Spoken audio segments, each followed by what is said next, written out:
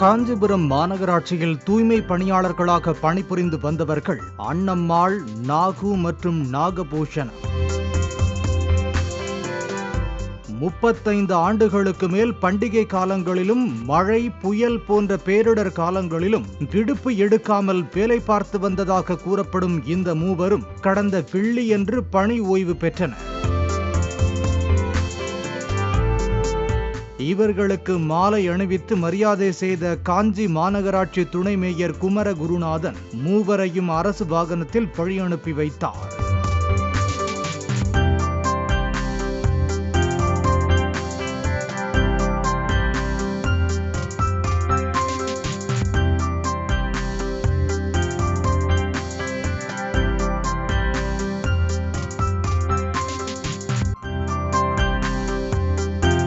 காரின் இருபுறமும் நின்று மாநகராட்சி ஊழியர்களும் கவுன்சிலர்களும் கைத்தட்டி மரியாதை செய்தனர்.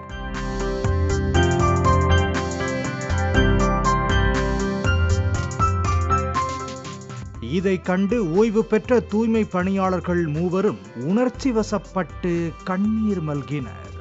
இப்ப பணி நிறைவு பெற்றீங்களா? என்ன பண்ணாங்க உங்களை இன்னைக்கு? எதில் அனுப்புறாங்க? உணவு